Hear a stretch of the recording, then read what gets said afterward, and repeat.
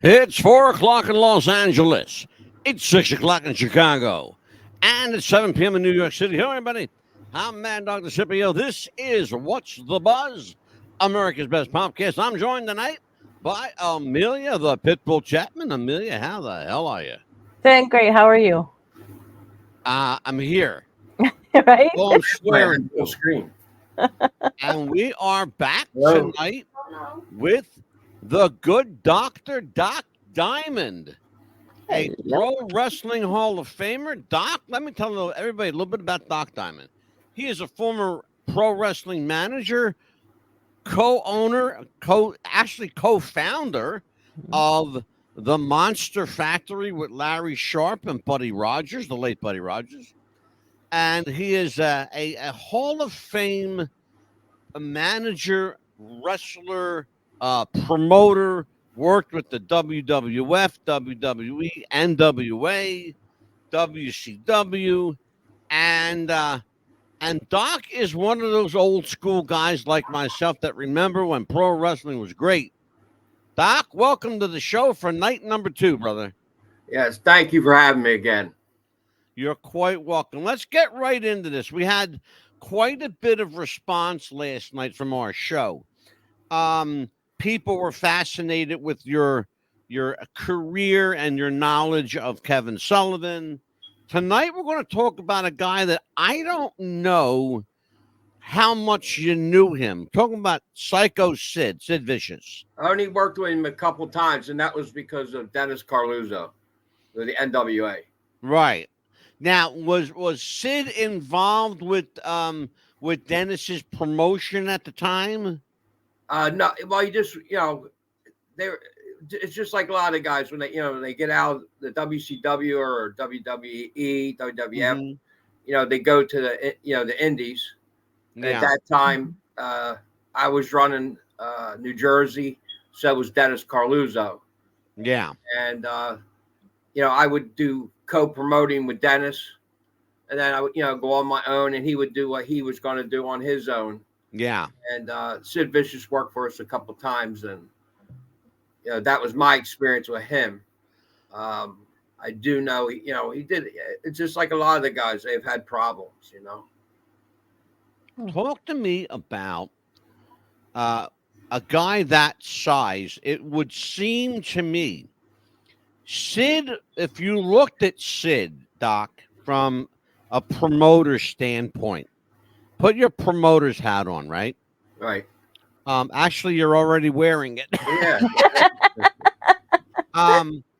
So a guy like Sid, 7 foot tall, right? 6'11". May as well say 7 foot. 7 foot tall, 325, 330, somewhere around there, right?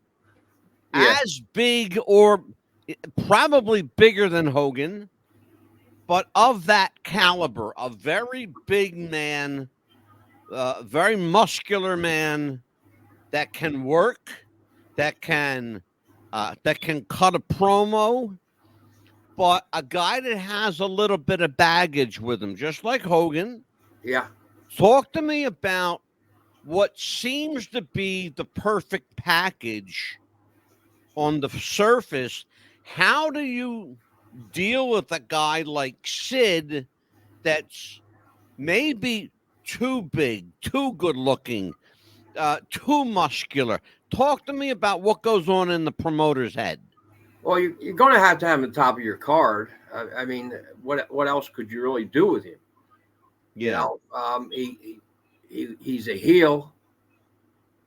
As far as I can remember, it's all he's really ever been. Oh, he worked. I think, Doc, I think Sid worked heel pretty much his whole career, except for that little bit when he was Sid Justice. Yeah. And that was his baby turn. Yeah, but that didn't last long. That didn't last long. No, you know why, Doc? You and I both know why. I'm going to tell the people why.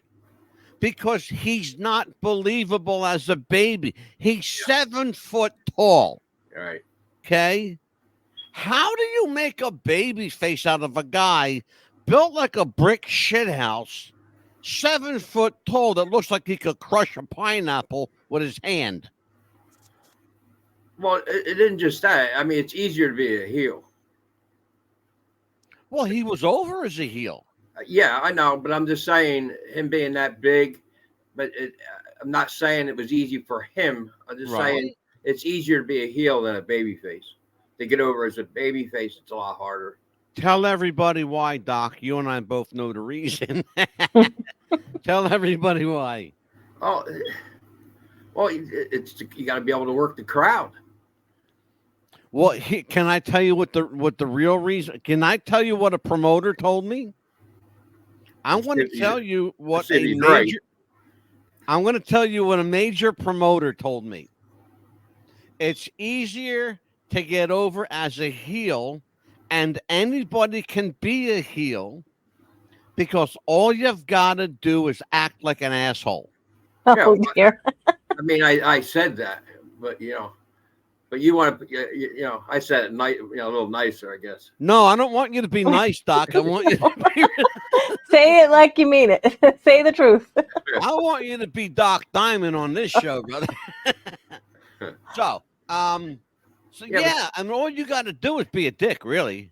Yeah, I mean, problems with him. I mean, there was problems in the locker room, and hopefully he was coming sober. I don't want to, the man's, passed. I don't want to say too much, but he had problems of him coming sober. Same thing like Honky Tonk Man. I mean, I had to have other people make sure he got there, and Johnny Roz did that for me. Yeah, and he would have like Tito Santana drive, make sure Honky Tonk Man, make sure Wayne would get there. Yeah, he'd have Tito make sure Tito did the driving, and then I knew the Honky Tonk Man and Tito were going to be there. And I understand that, having promoted shows for 25 years, 26 years. I know what it was. I only had, and I've been very, very blessed. I've only had an issue one time with a big name, and I ended up firing the guy before the show started. I gave him his pay because he did come in. I got this thing, Doc, and I want to talk to you about this because people think I'm wrong. If a guy works for me, even if I fire him, I'll pay him because he came in. Yeah, I've done the same thing. Okay. So, and people have said to me, no, Mad Dog, you're wrong for doing that. Because then what you're going to do is you're going to encourage him to do that again with another promoter. I said, no, I'm not. I'm keeping my word. The guy came in from Florida. I'll tell you who it was. It was Jim Duggan. Okay. Jim Duggan was a dick to us. Not just to me. He was a dick to my booker, to my talent people, to my referees. He was drunk. He hit on every girl in the backstage. I mean, he hit on every female back there, whether they were a valet, a worker, a girl working the gimmick table. He hit on every female in the back. Well, see, you've seen a different Duncan than I did. See what I mean? That didn't happen at my show. That I'm not saying he wasn't, high or drunk, whatever you want to say. But I had different experience with him. I had experience with a couple of guys that they come and all of a sudden they want more pay once they're there. And I told them that they're I usually have somebody in the locker room that'll take their place. Oh, you know what, Doc? That was something I learned a long time ago. Always have a backup. Yep. I will tell you, it's funny because you triggered something immediately with me. Everybody has a different experience, of course. Everybody works differently. Even promoters work differently. The way I work is different than the way you work, but there's certain things that we all do together. We all look out for our money. Oh, well, yeah, but as a promoter, we're all hated. You know that, right? Of course we are. All the wrestlers hate you until until they're waiting for their check or their money. They love you with that. They love you as long as because they love you Yep. until the show's over because they got their pay in their pocket, Yep. and then you're a dick, Yep. and then you're hard to do business with. Especially after you hire them, you'll hire them. Let's say you hire them. I'm making it up though. You hire them 100 straight times, Right. Yeah, and then that last 101 time, you don't hire them. You're the dick. exactly. I'm with you. I've been there. So when you have a guy like a guy that's got a name like Sid, and he's giving the locker room a hard time, is it a hard call for you? That just I'm asking you to put put yourself in a real life situation.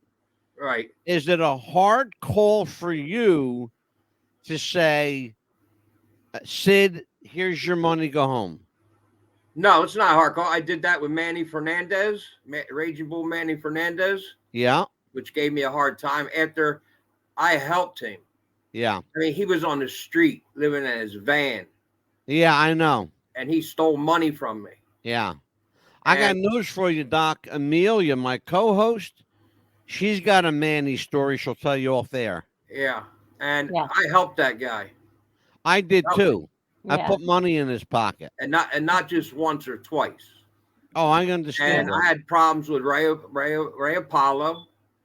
He pulled it. He pulled. I did it for a children's home. I think I was talking about it the other night. Yeah, I did a show for a children's home. And I had Missing Link, Ox Baker. I mean, it was a big show. And I had, like I said, Iron Man Tommy Cairo, Bam Sure. Bam Bigelow. Bam Bam Bigelow had to come between me and Ray Apollo because Ray Apollo shows up and he wanted more money. This is after he negotiated over the phone of how much he wanted. And that's how much I was going to give him. But he wanted more money. And I said, there's the door, and I'll let you hit it in the ass. Wow. Well, Doc, you're getting at exactly what happened between me and Jim Duggan, Hacksaw Duggan, and it happened with me, believe it or not, with a really nice guy, and I hated it because it happened with Slam, Walt, Big Slam, Walt McDonald, rest in peace. Yeah, Slam's a good guy. He held me up twice for more money. Oh my I said, goodness. Slam. But once he got there, or just like over the phone. He said to me one. I'll tell you when it was. Williamstown High School. I had a full house.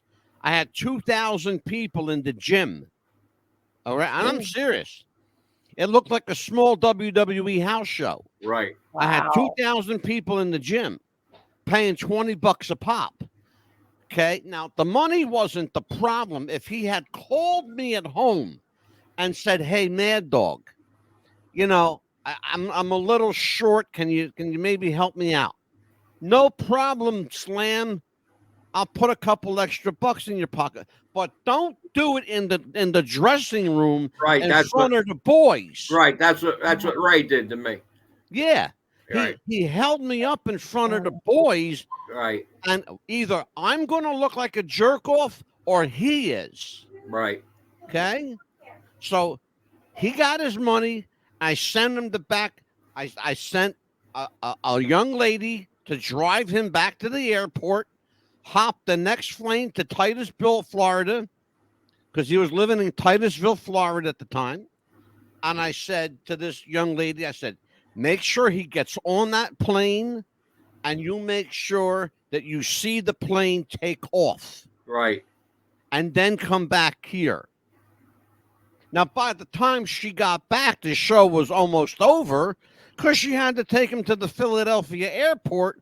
Thankfully, wasn't very far away. Right. Because it's just a hop skip to get to the airport from here, Right. where we live. Jeez.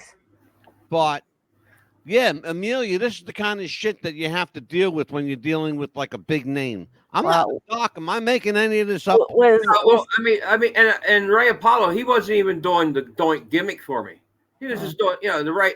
Nobody knew who Ray Apollo was. Right, because he's fucking Doink the Clown. He's in makeup. Was Right, Sid Vicious exactly. ever like that as a hothead if you failed a drug test and you told him to leave? Did you ever have an incident with him like that? Uh, Especially during if he was a tag team or had to replace him? no, no. Because I'm talking wrestling in the 70s, 80s, 90s, early 2000s. Yeah. I mean, if that was the case, a lot of guys would be going home. Right. Exactly. They're- Exactly. they're- See, Doc, you retired in 2002, 2003, somewhere around there. Retired from what? From like running shows. Oh, no. 2014. 2014. Okay. Yeah. I retired from running shows in 03. Okay. And I ran shows from the late 70s to 03. And because I was seeing something happening, I want to talk to you about it. Well, we were talking about names like Kevin Sullivan and Sid, these big names. I saw something happening around 02, 03. The business started changing, and the local boys were starting to like put themselves over. Yeah. Because now the computer was becoming a thing now. Right. But it wasn't just that. You seen guys coming out that, like every time I ever talked to Gene Pettit, which is Hillbilly Cousin Luke. Yeah. When he was running shows and I was running shows with him, you always wanted somebody coming out of the locker room. I mean, coming making an entrance to the ring that looked bigger than somebody that was in the audience. Now in the early 2000s and on, now you got guys. They were lucky if they weighed $150. Well, now you're getting to where I'm talking about. I had guys on my show in Atlantic City at the Sands Casino. That was a big show for me. We had Jimmy Snuka, Walt Big Slam. We had oh God, who else was on there? We had Gary Capetta, Larry Sharp made a guest appearance. Broke my fucking balls the whole time. But that's Larry, that's the way he was. But I had some nice names on the show. And Larry had early training from his father, Augie. Yeah. Yeah, I tell you what, I heard stories about Augie. I never met him. I worked with Augie, so I know where Larry got it from. So yeah, well, those are the stories I heard. Like I said, I never met Augie. I never met the man, but I heard that he was, quite the educator. He taught his son well. Let's put it that way. Yes. But I saw a different kind of wrestler emerge, and we just lost two guys that perfectly describe each class of wrestler. Yes. We just talked about Sid, the monster, 7 foot, muscled up, chiseled, good-looking guy, looked like a Greek statue. Yeah. Then you got the other guy on the other hand. That's a short guy like me, but he's a short, muscular guy, and he can talk, and he can work, and he can beat the shit out of you because he's tough as nails. He's from the street. Kevin Sullivan, his father was a cop, right? Right. So you're talking about two different kinds of guys. The short, squatty, built very much like in the style of Bruno, who Bruno wasn't a big guy either. Right. But Bruno was bigger than Kevin. Right. Bruno was 5'10". Kevin was 5'7". Yes. Not a big guy, but he was strong as a bull. Right. Because he was a weightlifter, bodybuilder. I saw guys around 02, 03 that were starting to trim out now. They weren't the big barrel-chested guys like Kevin and Bruno, right. or guys like Superstar Graham, When I started, I was over 300. All right, there you go. Yeah. But now I'm talking about. I've got guys working for me that maybe, like a guy like Hyena is like a $160. Maybe if you put shoes on him, maybe a $165. Right. Okay, guys like Loki, White Lotus, Armageddon, the Tommy Brandy was probably the monster of the crew Yeah. because Tommy was 6 foot, Yeah. built like a Greek Tommy, god. Yeah. I wouldn't put Tommy in that category. I mean, there's guys that you see now that that's all they're ever going to be, and you don't want to break their heart. Yeah. But guys that come into the school, when I had the school and stuff like that, or guys that are wrestling now, especially in the indies, they're not going into the WWE. Yeah. WWE's not looking at them. I'm sorry to break their hearts, but yeah. Here's what I noticed the other night. That show that we saw, that was at Mid Atlantic Wrestling Association. Yeah. Now, Doc, they did a great job. Great job. Yeah, good show. Really Yeah. good show. Are they associated with any group, NWA or Tri-State or anything like that, or are they No. independent? No, most of those guys came out of my school. Okay. Worked for me years ago, and also came out of my school when I bought Bundy School in 2004, and I ran it all the way up to 2000. I thought there was a really good mix Yeah. of the kind of guys we're talking about. You had thinner guys, lightweight guys. I mean, you want to call them like cruiserweight style.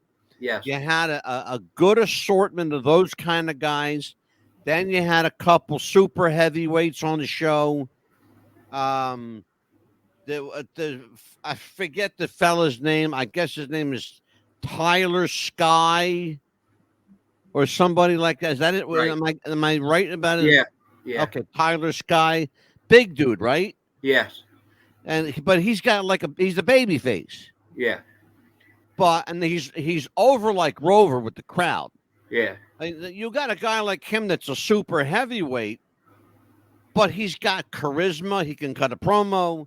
The kids love him. Yeah, he worked the They crowd. buy his merch. Yeah. But then there were the other group of guys I saw and I look at these guys and go, I could beat half of this lineup. Yeah. Like, where's the believability? I mean, I got to give Vinny credit. All right. Vinny did a hell of a job. Yes, you did. Yeah. Putting that show together. But I'm probably more critical than you are. But, and I don't know if I am, I'm just assuming I am. But when I watch a show like that, I want to know if I ask myself the question, can I beat him? Then we got a problem. Because I shouldn't be able to beat anybody on that show. Well, that's how much wrestling's changed, though. Well, talk about that, Doc. It's just guys that, we talked about the other night. There's guys that they think they want a belt, and I think that whole show, didn't everybody have a belt? Pretty much everybody had a belt. I think every match somebody had a belt. Yeah. Here's what bothers me, Amelia. Yes. You got the Monday night champion. You got the Thursday afternoon at 2:00 champion. Right. You got the middleweight champion, the heavyweight champion. The I scratch my ass at 5:00 on Thursday night champion. Mm-hmm. Talk to Doc. Ask you and Doc have a conversation. Right. Yeah, like as far as like Sid Vicious, I know that he worked his way up to earn his championships and everything, and then of course he had his tag team. Do you feel that he should have been like world champion like too early in life, or do you think he earned it too soon, or should he have been more a champion like in every Great question genre that he had earlier in life? Because and later on, then a lot of the problems started creaking in, just like with Bam Bam Bigelow and right. Yeah. A lot of the stars that Angelo knows that are gone. Yeah. Yes. They're gone too soon. Absolutely, yes. I worked with a lot of them. Bam Bam, Chris Candido, Yes, especially Anthony Chris. from the Pit Bulls. Bam Bam was so bad. We went down. I went with Tommy Cairo, our man Tommy Cairo, Mhm. Amy Lee, Bruiser Blackwell. We're all in the same van. We went to his viewing, Yeah. and Alpha from the Samoans was right in the front. And I was talking to Alpha. They had a closed casket. That's how bad Bam Bam was. Yeah. How bad he was looking. Jesus. Yeah. That's horrible. Yeah. I had the pleasure of having New Jack with me for 2 days. He's another guy there's another guy that almost screwed me over. Almost. I had a sold out show at Palmyra High School. Yeah. There's over 1,000 people there. Yeah. My main eventer was Jimmy Snuka. Mm. Okay, that was and I had the Pit Bulls were on the card. Right. Our man Tommy Cairo was helping me run the locker room. Right. And darn if he didn't. He started. We're talking to him the whole time. When Yeah. you go out, don't use it. It's a family show. Don't use any curse words. Don't Yeah. use don't use the F-bomb. Right. None of this. Yeah. Right. And darn if he hit the ring. And I did a favor. I did a favor for Eric Sims. Yeah. Eric Sims had him in town. Mhm. And he wanted a little extra money. And so I said, yeah, bring him. And he didn't even have him advertised. It wasn't on the poster, nothing. And I did him a favor and doing him a favor, giving him more money. And the whole time, Tommy Cairo must have talked to him 10 times. I did the same thing. Me and Tommy talked to him together. And as soon as he hit that ring with the mic, first thing out of his mouth was the F-bomb. I'm sure. First Brother, thing let me tell you something. And it breaks my heart to say this. Well, isn't that? He could have cost me money. Well, They it cost me money too, brother. I got news for you. They only paid me half. They paid me half up front, for the show, and I was going to get the rest of it, after the show. And that's all I started thinking. There goes my money. Believe me when I tell you. Hear me. I get it. I get it. Trust me, oh brother. Trust me. He was living in Ventnor, New Jersey at the time, New Jack. Living down outside of Atlantic City. Okay. And I brought him up here because he wanted me to help him with his book. Okay. And we came up with a great title for it called You Don't Know Jack. Right? Because, his people don't know, but New Jack was actually Jerome Young. Right. And here's the thing, though. He was a nice guy. Yeah, I don't know about that. He started living as he thought he really was his gimmick. That's where I'm going with this. Hear me out a minute. He was a nice guy. He wasn't the guy that people saw on TV and in the arena. But he became that guy because he didn't know how to handle being nice. It was hard for him being known as he didn't want to be known as a nice guy. Right. He's the thug killer, Yeah. Him and Mustafa, the new age, the gangsters or whatever the fuck they called them, the gangsters. The Cornette called them the gangsters. Right. But a guy like that will kill a promotion, but he's also a draw. He's got a certain number of people that follow him. Yeah, at that time, yeah. Yeah. Yeah. And if you're willing to let him F-bomb, then it's money in the bank for you. But you can't do that with kids. No. Not with, 10, 12-year-old kids in the crowd. Right. That's what I was concerned with. And that's what, like I said, Tommy Cairo, with all his experience, I mean, we're both standing together talking to him, and he's yesing us to death, yeah. And like I said, as soon as he gets out there, F-bomb comes out, then every other word was the F-bomb. Like I said, I had a sold out crowd, And here I haven't got my other money yet. You know, and I said, first thing I looked at Tommy, I said, "There's my money. It's gone." Doc, let me tell you something, my brother. Jerome Young, a.k.a. New Jack, could not have a conversation without using the word fuck or motherfucker. That was his big one, motherfucker. Yeah. He used that too. Yeah. In the ring. Yeah. Yep. And you can't roll like that. Amelia, questions for Doc. Yeah. Also, I know that we had talked about Kevin Sullivan yesterday and Sid Vicious, but do you see any wrestlers nowadays with the same characteristics as them too? No. There won't ever be, will they? It's all the same cookie cutter. You know, I think me and Angela talked about this before. It's all cookie cutter. I don't even watch the WWE. I stopped watching it. I was going to ask you that, Doc. How much of the current stuff do you watch? None. I was going to say, I would, and I'll be honest with you, I would much prefer to spend 15 or 20 bucks on a local indie show and seeing what we seen Saturday. And that was a hell of and they had a couple of hundred people there in a very, very small, very hot VFW hall. Yes. Very small and very hot, Amelia, like cramming in sardines. Right. And this, Doc, am I lying? That place was hot. Yeah. Well, the bar side was cool.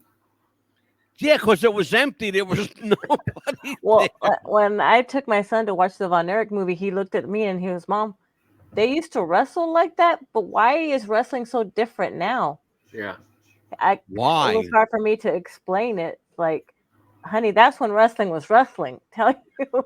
Well, you got to remember something too. Yeah. It was not only was it different kind of wrestling. Yes. But wrestling from state to state. Yes. It was a different style too. It was a different style. Yes. Yeah, the guys in the south. Yeah. You go down south on the north, northeast coast. They had a different way of working. Yeah. Like it was a lot snugger down south because them country boys, they like to pound on you. They do like to pound on you. Yes. In Florida, here's the way it was. And I think Doc will agree. The Northeast was more flamboyant, more show-oriented.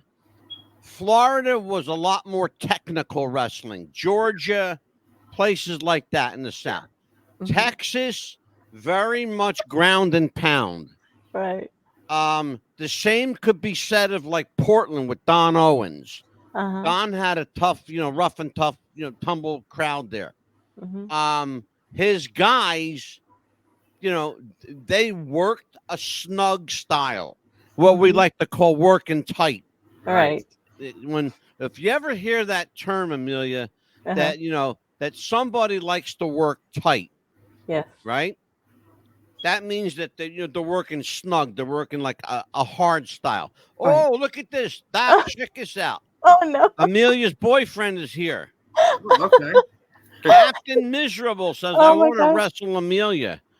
Lose. Here you go. Loser lose clothes match.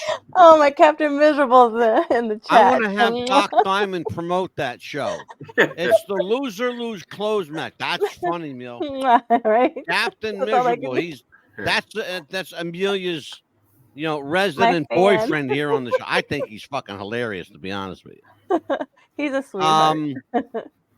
Doc, let's talk about a little bit about Sid and Kevin. It was there for a long time particularly back in the early to mid 90s, Doc. We were losing young wrestlers. Yes. Like one or two a week. Yes. We had like, Anthony, Gary's partner, Anthony. Yeah. We had Doug Gilbert was gone. Louis Spicoli. Yeah, Scott Bigelow. Right. Yeah, Bam Bam Bigelow, right? Yep. And we were losing, it was crazy. We were losing these wrestlers, it seemed like every week. Yeah. Yes, very young, too. Why did these guys have such a problem dealing? But yet you've got guys like Sullivan that was 77, Sid was 63, but no fault of his own, he had cancer. Yeah. Guys that I knew like Red Bastien, rest his soul. Red Bastien lived to be 80 plus years old. Well, look at like Ric Flair. He drinks every day. Yeah, he does. Yeah, he's in his 70s. Yeah, but see, Rick's a different kind of cat, though. Rick is a lot of it has to do with luck. You can't tell me that it isn't luck. Oh, luck and good genetics too, brother. I got news for you. Yeah, because these guys did the same things that I did back in the 70s and 80s and 90s. And I'm still here. I was on a lot of lists that I was going to be gone before a lot of these guys are gone. Doc, what was your ideal wrestling weight? My ideal wrestling weight? Yeah. About 260. Okay. At 260, did you find that you had enough stamina to go like a 20, 30-minute match? Yes. Okay. But a guy today wouldn't know what that was. No, I was just going to say, you're hard-pressed these days, guys. Guys are blown up now. 15 minutes, they're sucking wind. And you're pushing it at 15. You're pushing it at 15. You're making my point. You're making my point for me, which is in the old school, like Doc and I, and because we're in the same ballpark. A guy like Doc Diamond could go 20, 30 minutes because as long as the crowd is feeding. Yes. The two guys are going to, pound each other in the ring. Oh, let's do this. Let's do your work. Yeah. Amelia, it was called, they used to say, calling it in the ring. Oh, yeah. I remember. Now, I got a problem, Doc, because here's the problem I got. Well, no, it used to be you tell a guy who you're working with how you're going to start and how you're going to, what's going to be the ending. Yeah. You usually let the referee in on it. But then after... you could call the rest in the ring if you know what you're doing. That's it. Exactly. Yes. That's exactly right. You would get guys in the locker room had to sit down and go through the whole match from the beginning to the end, exactly what everybody, exactly what you were going to do. Yeah. And you're just sitting there. What? It's how you're going to start it, how you're going to end it, and what's in between. You should know what you're going to do. And you go by what the crowd reacts to the crowd. Yeah. Exactly. I remember that because we used to sit in the ring, we stand by the ring, and then you'd be telling the wrestler, "Oh, like hit him right here, or do this," and the wrestler would be like, "You mean like this? You mean right here, like that?" And you get the crowd involved, and that was so much fun. And you can't do that anymore. No, I'll tell you what you can do, Amelia. Time for a break. You can run a Manscaped commercial for Amelia. We'll be right back after this one, folks. Do you have sweaty balls or volleyball netty balls? It's time to make them ready balls. The Manscaped.com Lawnmower 3.0 will do the job and clean your knob with its patented no-nick head, so your head will function as desired. Enter promo code Wrestling Future for a generous 20% discount. That's enter Wrestling Future for a 20% discount. Manscaped.com and Wrestling with the Future, going balls to the walls with Manscaped.com and the Lawnmower 3.0. Your balls will thank you, and so will we.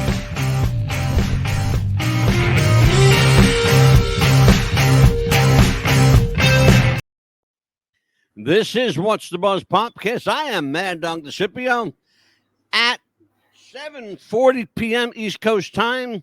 Amelia, this has been a very quick night. Yes, it has. Very quick night. I am joined tonight by my friend, Doc Diamond, legendary promoter, instructor, trainer, teacher, man of wisdom. He's been around the block a few times, kids. Works for WWE, WWF, NWA. He works for every alphabet in wrestling you can think of. including a few that you haven't heard of. Oh, Savoldi. And he survived working for Gino Moore, God rest his soul. Yes. Doc, let's talk about the difference between working Mm-hmm. for local promotions as opposed to the larger feds. Is there any sustainable difference between the two, or are they pretty much the same? It's a big difference. The wrestling that I used to do and promote, and you promoted, those days are gone. Yeah. Indie wrestling is completely different. When I I'll go back to, let's say, 98, early 2000s. I could have a card. I think I even brought it up last time. I can have a card with, which I did, with Honky Tonk Man, Bushwhackers, Bam Bam Bigelow, Tito Santana, Honky Tonk Man, My Guy's Bad Attitude, you know, and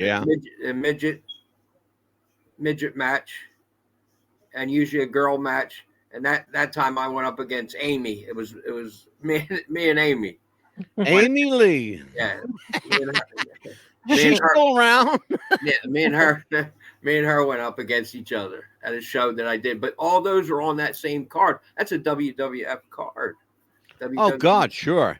I did a show years ago in Camden. I had Ken Patera, SD Jones. I had Chief Thunder Mountain, Larry Sharp, Jay Strongbow. I had Larry Zbyszko. That's how Larry and I became friends. We're still friends today. God, who else? I'm trying to remember who else was on the show. The Bounty Hunters, Jerry and David Novak. Yes. That's who I wrestled as when I first started wrestling, as the Bounty Hunter. I'm going to give you a little heads up. You ready for this one? My ex-wife used to be married to David Novak of the Bounty Hunters. For real. That's my they worked. Remember a promoter named Nick Goulas? Yes. My ex-wife used to wrestle for Nick Goulas. Okay. Back in the day in Tennessee. It's funny. Rest her soul. She's do you remember Bob Raskin? Oh my God, please, yes. Yeah. I worked for him. He was running the USWA. Yeah. Yeah. I worked. Absolutely. Slaughter was his main eventer. Slaughter was his champion. Yeah. And I worked for. It was the first time working for Raskin, Bob Raskin. It was me and Ron Shaw. And I went up against Teddy Petty, which was on the Cheetah Kid. Oh, sure. I miss Teddy and Johnny. God, man, they were. Yeah, Teddy was good people. I had the honor working with Teddy and Slaughter. It was a tag team, and I was Ron Shaw's tag team partner. We went up against Slaughter. Oh, that's funny. And Teddy was the Cheetah Kid on the Cheetah Kid gimmick. Hello, Angelo. Is that Tina? Yeah, that's Tina. Hi, Tina. How you doing, baby? I'm good. That's my girl. She takes care of Doc. Yeah. Good. I need to. Amelia, do you know who Ted Petty is? No. If I say to you the Public Enemy. It sounds familiar, yes. See, she's young, Doc. You got to remember, she's just a baby. Yeah. I feel so old when I talk to her because, you know. And Doc, you and I, I'm 65. Are you my age? Same age. Oh, you're the same age. Okay. His age. I was going to say, I hope I'm not older than Doc. You're a little younger, hon. You're born at 60. But, man, that was a fast night tonight. We had this was a fast night. I think that the lesson we come out of wrestling, learning a lesson. I think the lesson I learned in wrestling was that, especially in the beginning, I trusted too many people. Mm-hmm. I didn't listen enough to the people who had my back. Because what happens, and Doc, you know this to be true, you get very paranoid in the wrestling business, Oh, sure. especially if you're a promoter, because everybody wants to get over on you. Yeah. Getting somebody- over on you means they're getting over. Yeah, there's somebody there who wants to stab you in the back. Sure. Always. Always. Yes. So when I got out, I thought to myself, you know what? I made some money. I made some friends. I made memories that nobody will ever take from me. Right. Yep. I got to meet the legends, you know. How many people can say, Bruno Sammartino knew you? You know, everybody knew Bruno, but it's different to say Bruno knew you. You know, It's just like me. I'm bad at names, and I'll forget people's names, but everybody remembers me. of course, yeah, Mhm. You say Doc Diamond, and people know who I am. exactly. Well, you have to remember you had a level of celebrity that comes with being a professional wrestler. But also, I had good people, behind me, had my back. Like, Well, yeah, I mean, but like you got to Gene- remember also, yeah, you had good people behind you. like You James. had people you could trust. The other thing too, it didn't hurt that you got your face on TV a few times. Right. You know, that that's was always a good thing. People, what you give a guy a 3-minute match on TV, more people know him in that 3 minutes than if he works a show every day of the week in his home state. He Right. won't meet that many people that'll see you in 3 minutes on television. Right. Because you're talking about millions of people watching you in that 3-minute period. That's where you get over. If a smart guy, even if he's a lousy wrestler, can get over, because you have to know how to make the best of the TV time that they give you. Yeah, 'Cause look at Hogan. Look at Hogan. He already knows Exactly. what three moves, 4 moves at the most. That's You're that's what being Mad Dog generous said. if you say 4, Doc. I know. Mad Dog said 3. He was being generous. You're being generous if you say 4. Mhm. He's got the leg drop. He's got the the big boot, The elbow, yeah. and he's elbow. got the elbow. I Yeah. think that's his whole repertoire. Yeah. You know, Yeah. maybe if you count this one with the ear, That'd be the You know? 4. that's 4 with the ear. Yeah. Yeah, Yeah. exactly. Mhm. Exactly. Amelia, Yes. tell everybody what's coming up. Yes, absolutely. We'd love to do that. Okay. On the 16th, we have Michael Leonard, Mama Walton from the Waltons. She also- played Olivia Walton on the Yes. Waltons. Michael Leonard will be here. She also played Jeffrey Dahmer's grandmother. Grandmother on the Netflix series. Yes. Yeah, on the show Dahmer on Netflix. And our real good friend, country singer legend Lacey J. Dalton on the My 17th. dear friends from the world of country music, she is a Yes. Country Hall of Famer. Yes. Wow. Lacey J. Dalton will be back, and I have a surprise announcement that's going to blow everybody away.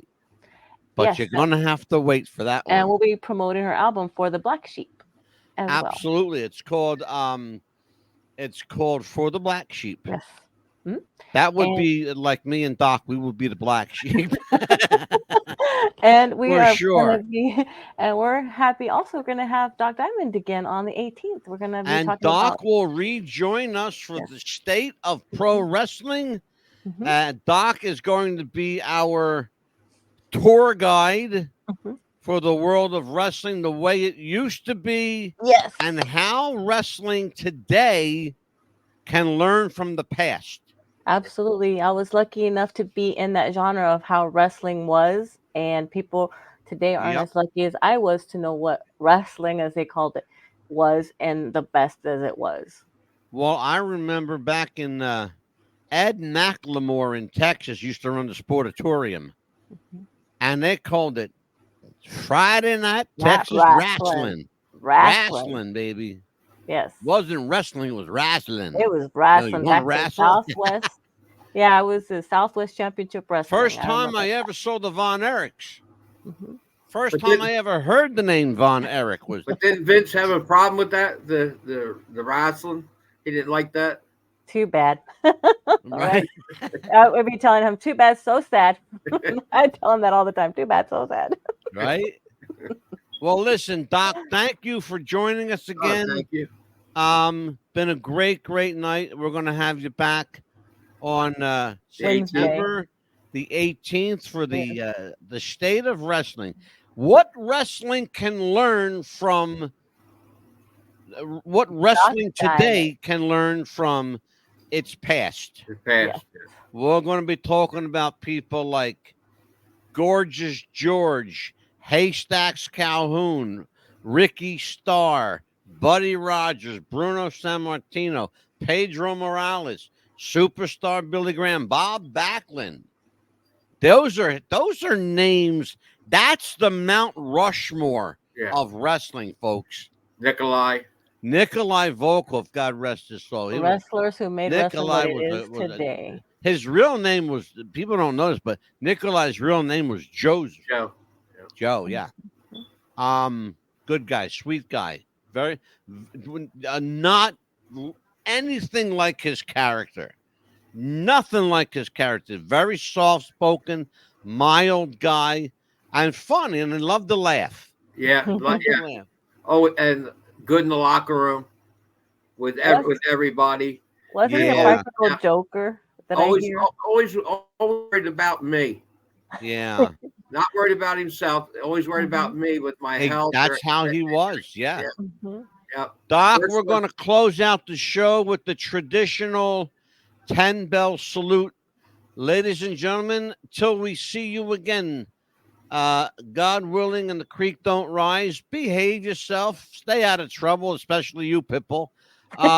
Me? I know Doc's going to stay out of trouble because Tina's with him and she'll kick his ass. Yeah.